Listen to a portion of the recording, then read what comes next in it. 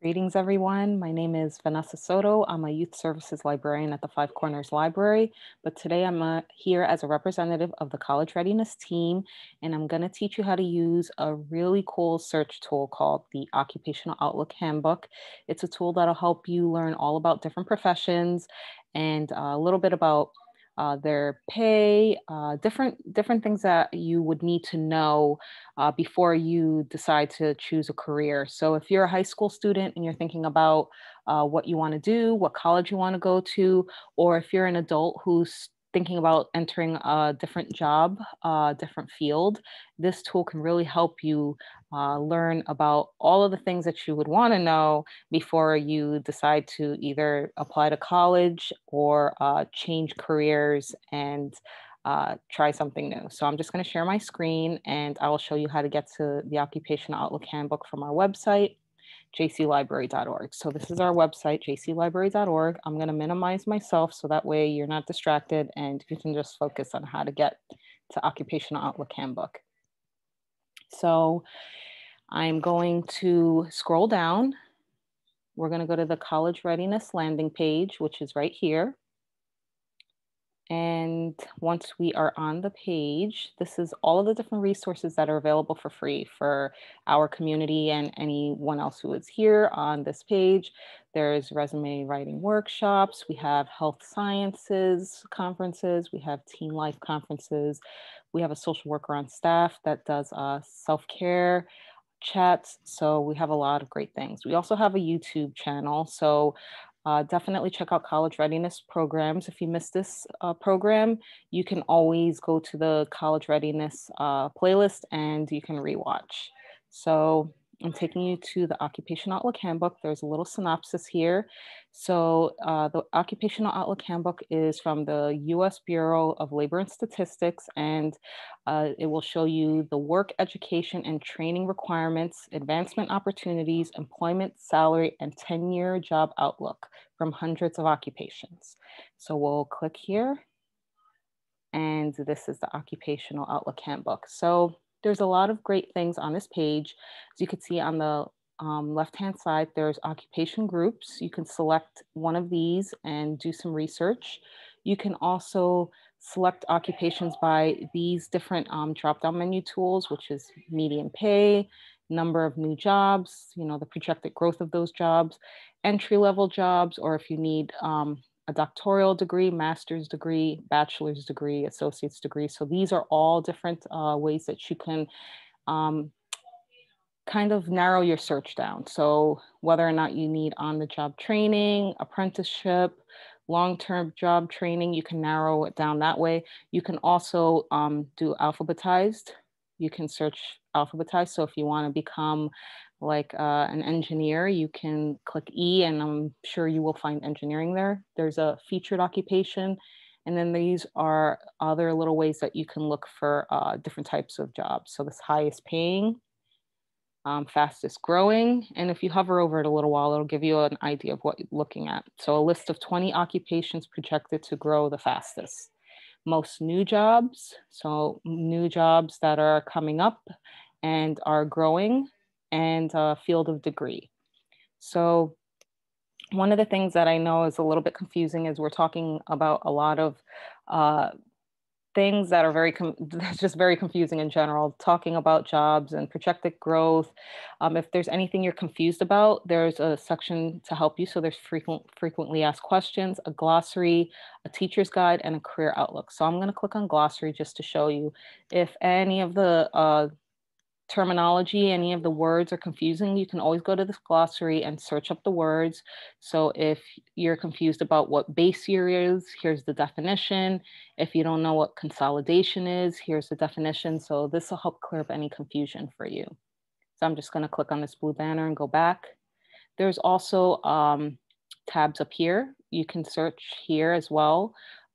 Subjects, there's a whole bunch of different subjects. So there's graphic information. You can search by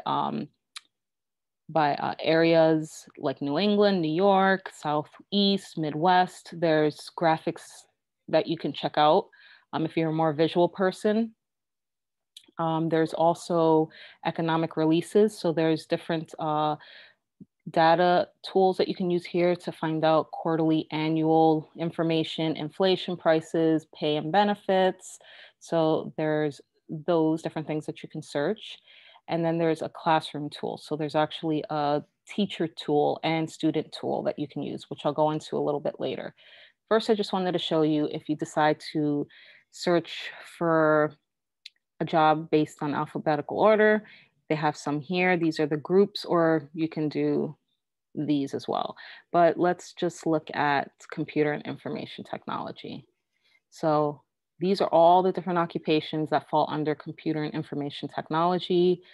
And it'll tell you here a summary of the job, entry level education, what you need to just get this job. This is what you'll need for this specific one, computer and information research scientist. You need a master's degree, but look at the median pay. It's pretty good.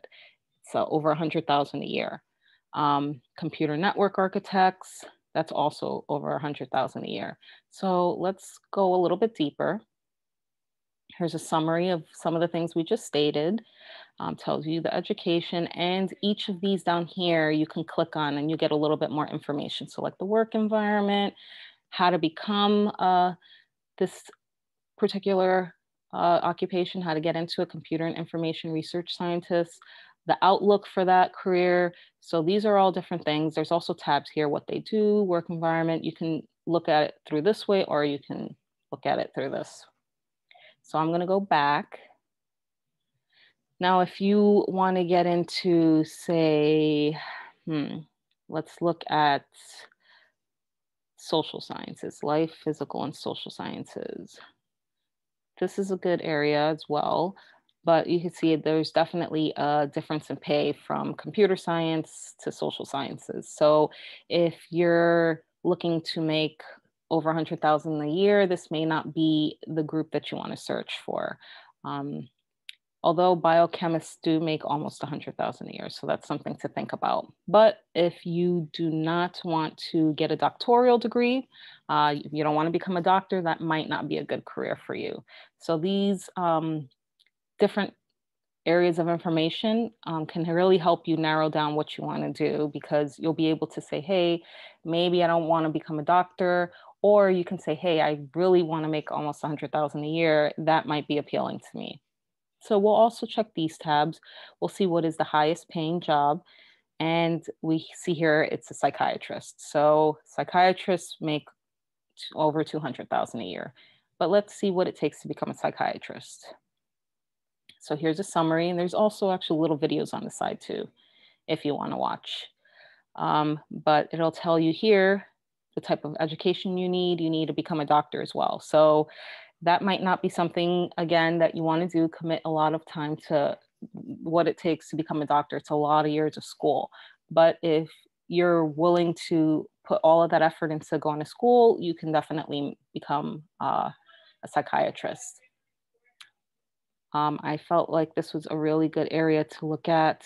Here, look, nurse anesthesiologist. You make also pretty great amount of money. And this one, you don't need a doctoral degree, you need a master's degree. So it's not as much schooling as a psychiatrist, but you still make really great money, and you would need a master's degree. So something to think about. We'll go back to the homepage. Let's check and see what is the fastest growing jobs. So here is some, and you can kind of see the trends of how things are changing just in our general world. There's a big growth in green energy jobs. So wind turbines, solar energy type jobs. These are machines that we use, the wind turbines. We have wind turbines all over the US, and we need people to fix them. So if you're someone who's good with fixing mechanical things, this might be a great career for you. So let's see what it takes to become a wind turbine technician. And again, I said there's a video. This is the pay here. It's pretty decent.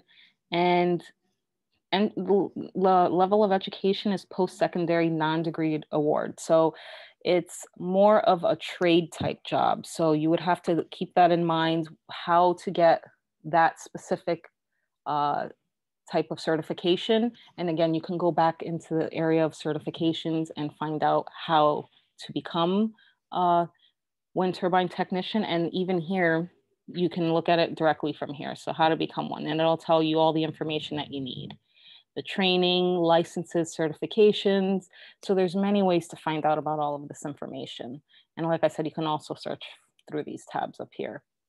Something that I found interesting here was we were talking a little bit about nurse anesthesiologists before, nurse practitioners. That is a very fast growing job. So they make over 100,000 a year.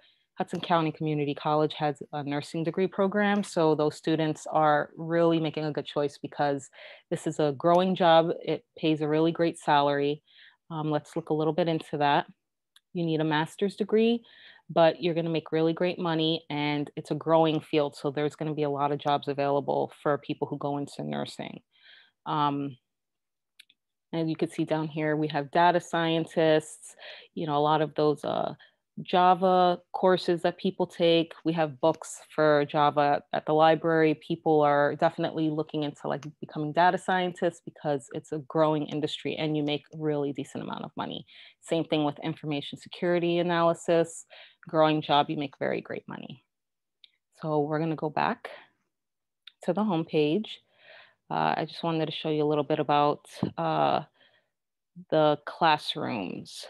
So if you're a teacher, this is a great tool. There's games, there's all types of ways that you can start introducing the idea of careers to young kids. I think it's very important to start getting kids to think about what do you want to be when you grow up. So instead of it being something where, yeah, I want to be a veterinarian. Hey, look, this is a tool that you can use. What does it take to become a veterinarian? There's all types of cool ways that kids can engage with this. So let's look at the games and quizzes. So here we have one where you can name that state. There's spot the difference. There's word searches. There's memory games, crossword games. There's quizzes. So let's look a little bit at this name that state.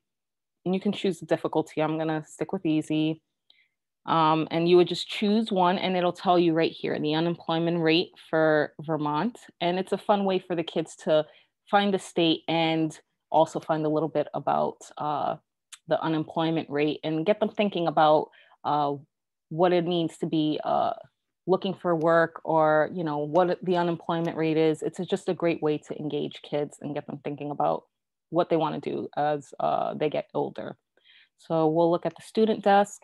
Here it breaks things down by grade level. So we have grade 6 to 12, there's grade 4 to 12, there's career explorations, there's videos. These videos here are good for grades 4 to 12. There's a glossary here that's probably similar to the one that I showed you on the home page, but maybe a little bit more broken down for younger kids. They show you some STEM occupations, which is, you make great money in STEM fields. There's a teacher's desk. So there's classroom activities that you have access to as a teacher or a parent. If you even want to get this conversation going as a parent, that's also a great thing. There's tools that you can use here. There's posters that you can hang up for the kids, and there's videos as well. So again, this is a really great tool. And if you want to know a little bit more about the US Bureau of Labor and Statistics, this is a page where you can find all about what this organization does. It provides just facts, stats, and data for you to make really great choices about what you want to do for job search. Okay, so that's Occupational Outlook Handbook in a nutshell. You could spend lots of time on this site. I mean, there's so many graphs and PDFs full of information. There's even a section that goes into COVID-19 economic trends, which I thought was really interesting. This shows you the civilian unemployment rate, and you can even see in this graph how COVID has affected different groups of people. So if you want to look at women 20 years and older, you could see COVID had a pretty big impact on unemployment rates for women. Also for Hispanic and Latino communities, COVID had a very big impact.